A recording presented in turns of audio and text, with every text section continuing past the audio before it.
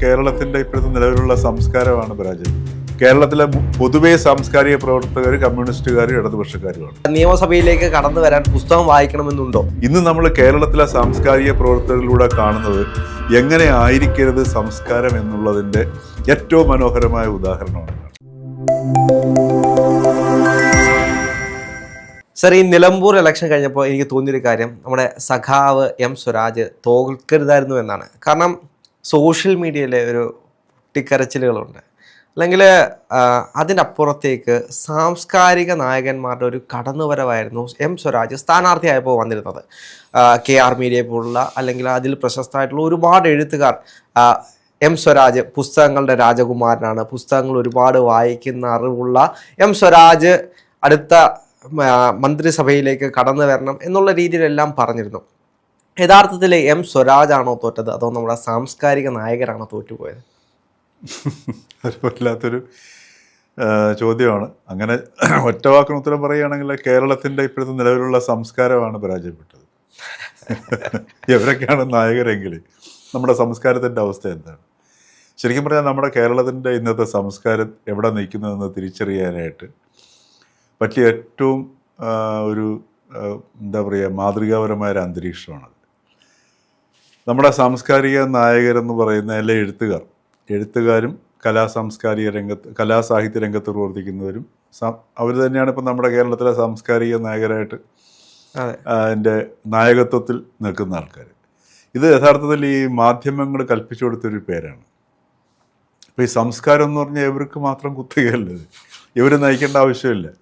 കാര്യം മനുഷ്യൻ്റെ ജീവിതവും മൃഗങ്ങളുടെ ജീവിതവും തമ്മിൽ, അല്ലെങ്കിൽ ജന്തുലോകത്തെ ജീവിതവും മനുഷ്യൻ്റെ ജീവിതവും തമ്മിൽ വേർതിരിക്കുന്ന ഏക ഘടകം എന്ന് പറയുന്നത് the single factor is culture. മൃഗങ്ങൾക്ക് ആ കൾച്ചറിൻ്റെ ആവശ്യമില്ല, മനുഷ്യന് ആ കൾച്ചർ ഉണ്ടായേ പറ്റൂ.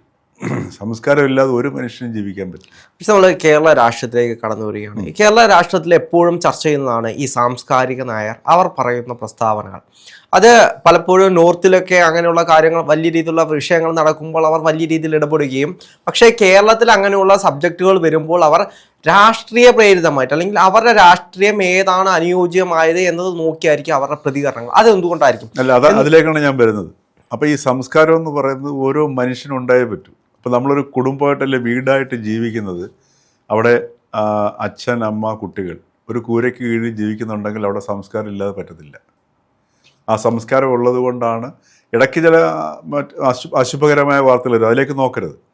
പൊതുവിൽ നമ്മൾ നോക്കുകയാണെങ്കിൽ ഒരു കുടുംബത്തിലെ അച്ഛൻ, അമ്മ, മക്കൾ അത് ജീവിക്കുന്ന ഒരു സംസ്കാരത്തിൻ്റെ പേരിലാണ്. ആ സംസ്കാരം ഇല്ലാതായി കഴിഞ്ഞാൽ അച്ഛനും അമ്മയും മകനും മകളും, അതല്ലെങ്കിൽ അമ്മയും മകനും തമ്മിലൊന്നും ഒരു വ്യത്യാസമില്ല അല്ലേ?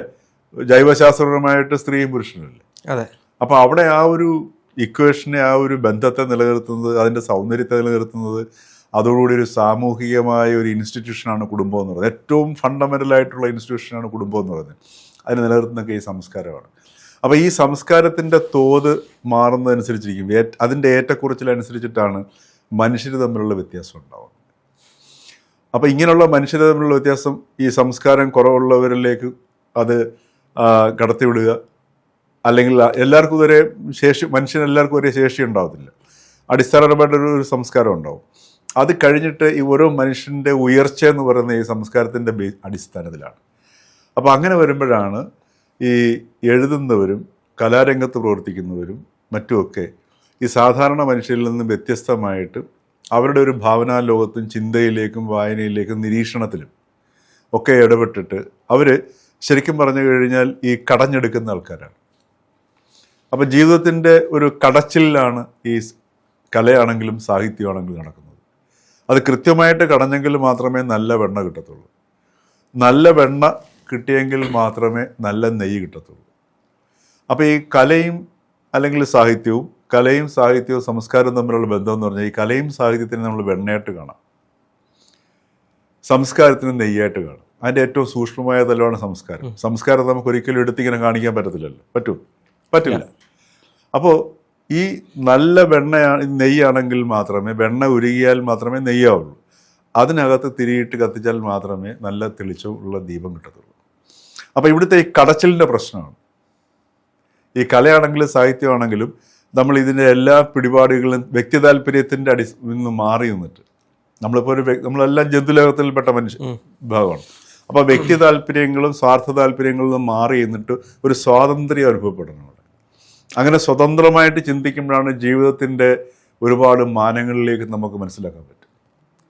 അങ്ങനെ ജീവിതത്തിൻ്റെ വിവിധ മാനങ്ങളിലേക്ക് പോകുമ്പോൾ ആ മാനങ്ങൾ കാണിച്ചു കൊടുക്കുകയും അതിനെക്കുറിച്ചുള്ള ചർച്ചകൾ വരികയും അത് കുട്ടികൾ പഠിക്കുകയും അത് സമൂഹത്തിൽ ചർച്ചയാവുകയും മാധ്യമങ്ങളിലൂടെ വരികയും അതിനനുസൃതമായിട്ടുള്ള പിന്നെ ഈ പറഞ്ഞ പോലെ ഈ സാധാരണ ജനങ്ങളുടെ കൂട്ടായ്മകളും പൊതുയോഗങ്ങളും സാംസ്കാരിക പ്രവർത്തനങ്ങളൊക്കെ നടക്കുകയും ഇങ്ങനെയാണ് ഈ ഒരു ഔന്നത്യം അല്ലെങ്കിൽ ആ സംസ്കാരമായിട്ട് ഇങ്ങനെ സമൂഹത്തിലേക്ക് പ്രവഹിക്കുകയും അതിനകത്ത് മാറ്റങ്ങളുണ്ടാവുകയും അതും ഈ പറഞ്ഞ പോലെ ഇവിടെ നിരീക്ഷണത്തിന് വിധേയമാവുകയൊക്കെ ചെയ്തിട്ട് അങ്ങനെയാണ് ഈ സാംസ്കാരിക പ്രവർത്തകർ അല്ലെങ്കിൽ ഇത്തരത്തിൽ ഒരു സാംസ്കാരിക പ്രവർത്തകർ അല്ലെങ്കിൽ സാംസ്കാരിക നായകർ എന്ന് പറയുന്നത് തന്നെ ശരിയല്ല. കാര്യം എല്ലാ വ്യക്തികൾക്കും സംസ്കാരമുണ്ട്, മനസ്സിലായില്ലേ? ഇവരാരും നയിക്കേണ്ട ആവശ്യമില്ല, ഇവരാരും നയിച്ചിട്ടുമല്ല, അങ്ങനെ നയിച്ചിട്ടുമല്ല നമ്മുടെ സംസ്കാരത്തിലേക്ക്. പക്ഷെ നമുക്ക് അങ്ങനെ ഒരു പൊതുബോധം ഇപ്പൊ നിലനിൽക്കുന്നുണ്ട്. കലാകാരന്മാര്, സാംസ്കാരിക ഉദാഹരണത്തിന് നമ്മളുടെ ഈ നിലമ്പൂർ ഇലക്ഷൻ ഇവിടെ നമ്മുടെ കേരളത്തിലെ സാംസ്കാരിക പ്രവർത്തകർ, കേരളത്തിലെ പൊതുവേ സാംസ്കാരിക പ്രവർത്തകർ കമ്മ്യൂണിസ്റ്റുകാരും ഇടതുപക്ഷക്കാരുമാണ്, മനസ്സിലായില്ലേ? അപ്പോൾ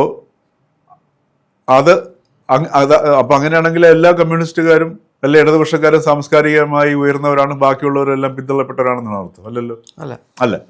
അപ്പോൾ ഈ നിലമ്പൂർ ഇലക്ഷൻ വന്ന സമയത്ത് കേരളത്തിൽ ഈ പറഞ്ഞ പോലെ എണ്ണം പറഞ്ഞ ഈ സാഹിത്യകാരന്മാരും സാഹിത്യകാരികളും ഒക്കെ വന്ന് പരസ്യമായിട്ട് ഒരു ക്യാമ്പയിനിൽ പങ്കെടുക്കുക ചെയ്യുന്നു.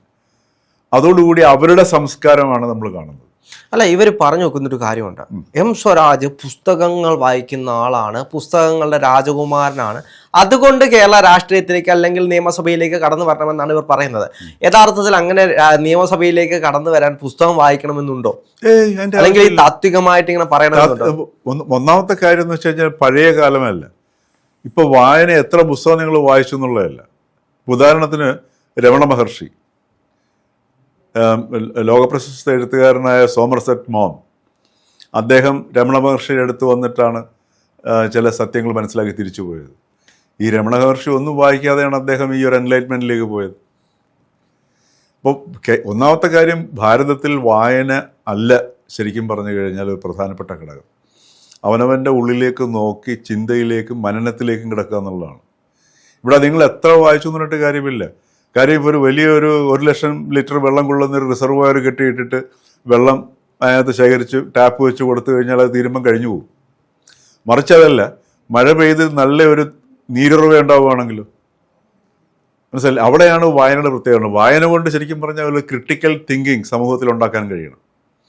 മറ്റുള്ളവനെ എതിർക്കാനും അല്ലെങ്കിൽ മറ്റുള്ളവരെ വളരെ വശ്യമായ ഭാഷയിലൂടെ, ചടുലമായ ഭാഷയിലൂടെ, പിന്നെ തടസ്സങ്ങളില്ലാതെ സംസാരിച്ച് എതിർക്കുന്നവനെ പരാജയപ്പെടുത്തി അവൻ ഒന്നുമല്ല എന്ന് വരുത്തി തീർത്തി അതിലൂടെ ഞാനൊരു മഹാനാണെന്ന് തിരുത്തി തീർക്കുക എന്നുള്ളതാണ് കേരളത്തിലെ വായന കൊണ്ട് നമ്മുടെ വായനയിലൂടെ അറിയപ്പെടുന്ന നേതാക്കന്മാരും സാഹിത്യ സാംസ്കാരിക രംഗത്തുള്ളവരൊക്കെ ചെയ്യുക. അത് സംസ്കാരമില്ലായ്മയാണ്. ഇന്ന് നമ്മൾ കേരളത്തിലെ സാംസ്കാരിക പ്രവർത്തകരിലൂടെ കാണുന്നത് എങ്ങനെ ആയിരിക്കരുത് സംസ്കാരം എന്നുള്ളതിൻ്റെ ഏറ്റവും മനോഹരമായ ഉദാഹരണമാണ് കാണുന്നത്. അതുകൊണ്ടാണോ നിലമ്പൂരിൽ അവിടുത്തെ ജനത എം സ്വരാജിനെ തോൽപ്പിച്ചതിൻ്റെ കൂടെ സാംസ്കാരിക നായകന്മാരെയും കൂടെ തോൽപ്പിച്ചത് എന്ന് പറയുന്നത്? അത് അവരുടെയൊക്കെ എത്തുന്നില്ല. കാരണം എന്ന് വെച്ചാൽ ഇത് നമ്മുടെ ഹൃദയത്തിലേക്ക് ടച്ച്, സംസ്കാരം തലയിൽ കൂടെ അല്ല കയറുന്നത്. സംസ്കാരം ഒരിക്കലും ബുദ്ധി വേണം, പക്ഷെ ബുദ്ധി ഒരു വാതിൽ മാത്രമേ ആവുന്നുള്ളൂ. അത് സ്വീകരിച്ച് ഉള്ളിലേക്ക് പ്രവേശിക്കണം. ഉദാഹരണത്തിന് ഇന്ന് ഈ മാധ്യമങ്ങളോ ഒന്നുമില്ലാത്ത എഴുത്തും വായനയും ശുഷ്കം, ഇന്ത്യയിൽ തന്നെ ലിറ്ററസി എന്ന് പറയുന്നത് ഏതാണ്ട് 10% താഴെ ഉണ്ടായിരുന്ന ഒരു കാലഘട്ടത്തിലാണ് ഗാന്ധിജി ഇന്ത്യൻ ഇൻഡിപെൻഡൻസ് അല്ലെങ്കിൽ ദേശീയ പ്രസ്ഥാനം നയിച്ചത്, അല്ലേ? അത് മാധ്യമങ്ങളൊന്നുമില്ല, ആ ഒരു വാക്ക് മാത്രം മതി. അദ്ദേഹം പറഞ്ഞൊരു വാക്ക് പലരിലൂടെ, അദ്ദേഹത്തിന് നേരിട്ടല്ല, പ്രാദേശിക തലത്തിലുള്ള നേതാക്കളിലൂടെ താഴേക്കടലിൽ എത്തുമ്പോഴത്തേക്ക് ജനങ്ങൾ എന്തിനും തയ്യാറായിരുന്നു. അല്ല, ഇതിനകത്ത് വേറൊരു കാര്യം എന്ന് വെച്ച് കഴിഞ്ഞാൽ അവിടെയാണ് ഞാൻ പറഞ്ഞത്, അവിടെയാണ് സംസ്കാരം പ്രകടമാകുന്നത്. അത് ജനങ്ങളിലേക്ക് എത്തുന്നു, അവർക്ക് സംശയമില്ല. ഇതെവരും പറയുന്നു, അവർ കേൾക്കുന്നത് പോലുമില്ല. അവിടെയാണ് ഈ നമ്മുടെ കേരളത്തിൻ്റെ ഏറ്റവും വലിയ പ്രശ്നം. ഒരിക്കലും അങ്ങനെ വരാനും പാടില്ലാത്തതാണ്. കാരണം ഉദാഹരണത്തിന് ഇപ്പം രവീന്ദ്രനാഥ് ടാഗോർ, ശ്രീനാരായണ ഗുരു, ഉള്ളൂർ, ഇങ്ങനെ കുമാരനാശാൻ, ഇങ്ങനെയൊക്കെയുള്ള ആളുകൾ അവരൊക്കെയാണ് ഇന്നും യഥാർത്ഥത്തിൽ സമൂഹത്തെ സ്വാധീനിക്കുന്ന വ്യക്തികൾ. ജീവിച്ചിരിക്കുന്നവർ എത്ര പേര് നമ്മുടെ സമൂഹത്തിൽ നിന്ന് സ്വാധീനിക്കുന്നുണ്ട്? വളരെ കുറവാണ് അല്ലേ? അതിൻ്റെ കാരണം എന്ന് വെച്ചാൽ അവർക്ക് സാംസ്കാരികമായിട്ടുള്ള പ്രസക്തി നഷ്ടപ്പെട്ടുകൊണ്ടാണ്. അവരുടെ സംസ്കാരമാണ് കാണുന്നത്. ആ സംസ്കാരത്തെ നോക്കി മലയാളി പഠിക്കേണ്ടത് സംസ്കാരം എന്ന് പറയുന്നത് ഇതല്ല എന്നുള്ളതാണ്.